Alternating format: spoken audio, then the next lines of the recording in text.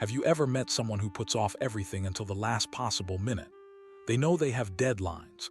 They know things need to get done, but they wait and wait until they're panicking at 2 a.m. trying to finish what they could have done weeks ago. People call them lazy. They call them irresponsible.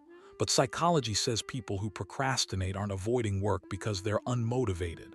They're avoiding the emotions that come with it: fear, anxiety, perfectionism, shame. Let's break down the real psychology behind people who procrastinate everything. 1. They're perfectionists, not lazy. This surprises most people, but research shows that chronic procrastinators are often perfectionists. They delay starting tasks because they're terrified of doing them imperfectly. Psychologists call this perfectionism paralysis or fear of failure. They think, if I can't do it perfectly, why start at all? The standards they set for themselves are so impossibly high that beginning feels overwhelming, so they avoid it. Studies show that perfectionists procrastinate more than others because they equate mistakes with personal failure. They'd rather not do something than do it badly. And ironically, by waiting until the last minute, they create a built-in excuse. If it's not perfect, they can blame the time constraint, not their abilities. Procrastination becomes a defense mechanism that protects their ego from the pain of falling short. 2. They have severe task-related anxiety. For many people, procrastination is an anxiety response. The thought of starting a task triggers overwhelming feelings of stress, inadequacy, or dread. Psychologists explain that this is called task aversion, where the emotional discomfort associated with a task is so intense that the brain avoids it entirely. It's not that they don't care. It's that thinking about the task makes them feel terrible. Research shows that procrastinators have heightened activity in the amygdala, the brain's fear center, when facing tasks. So they distract themselves with easier, more pleasant activities to regulate their emotions. Scrolling, gaming, cleaning, anything to avoid the anxiety. They're not choosing laziness. They're choosing immediate emotional relief over long-term consequences. And that's a survival mechanism, not a character flaw. 3. They struggle with executive dysfunction. Sometimes procrastination isn't psychological, it's neurological. People with ADHD, depression, or executive function disorders genuinely struggle with task initiation, planning, and time management.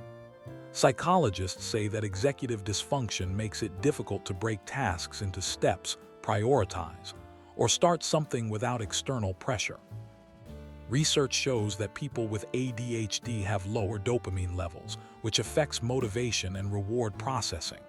Tasks that don't provide immediate gratification feel impossible to start. They want to do the work.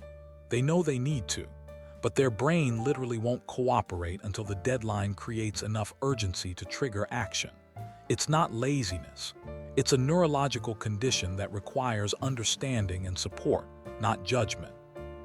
4. They fear success as much as failure. This is counterintuitive but true. Some people procrastinate because success feels scary. Psychologists call this fear of success or self-sabotage. They worry that if they succeed, expectations will rise. People will expect more from them. They'll have to maintain that level of performance forever. Or worse, success might change their identity, their relationships, or how people see them. Research shows that people who grew up in environments where success was punished, mocked, or created jealousy often develop this fear. So they sabotage themselves by procrastinating. If they fail, it's because they didn't try, not because they're not capable. It protects them from the uncomfortable reality of their own potential, and it keeps them small, safe, and invisible. 5. They're overwhelmed and don't know where to start. Big tasks feel paralyzing. When you're staring at a massive project with no clear starting point, the natural response is to freeze. Psychologists call this analysis paralysis or cognitive overload.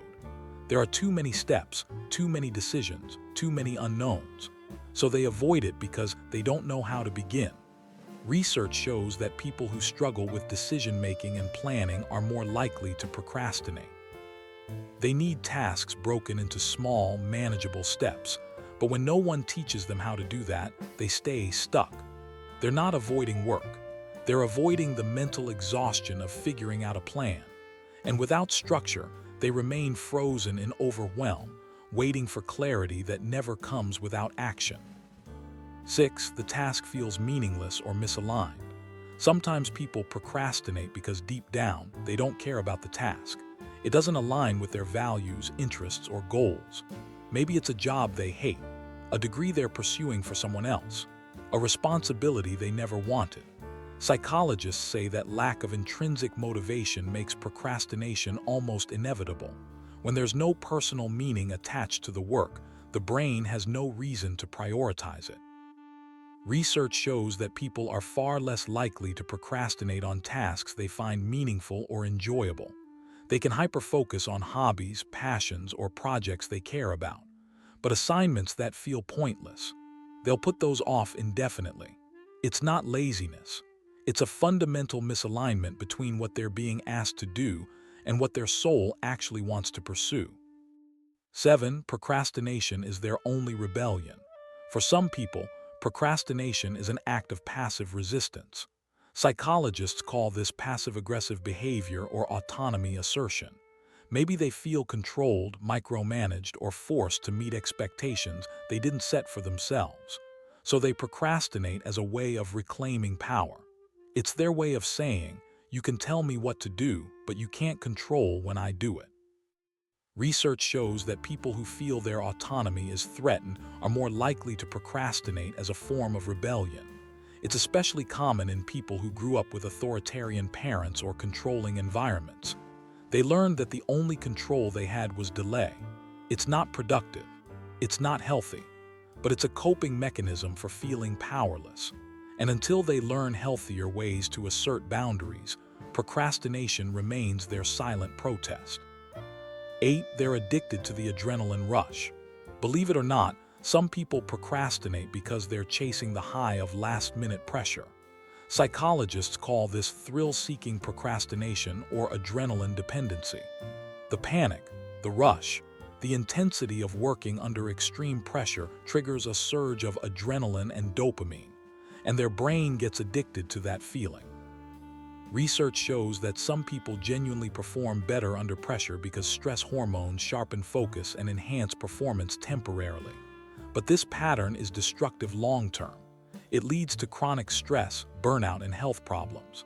They tell themselves they work best under pressure, but really, they've trained their brain to only function in crisis mode.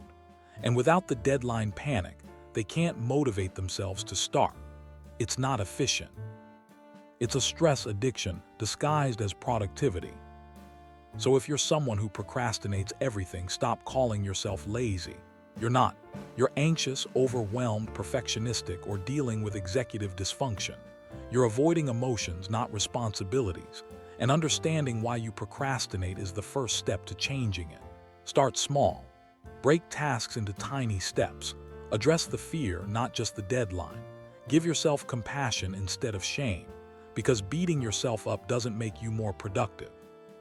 It just makes you feel worse, which makes you procrastinate more. It's a cycle, and breaking it requires kindness, not criticism. If you want to understand the psychology behind self-sabotaging patterns, subscribe now. Because on this channel, we're not just pointing out flaws. We're helping you understand them, heal them, and finally move forward.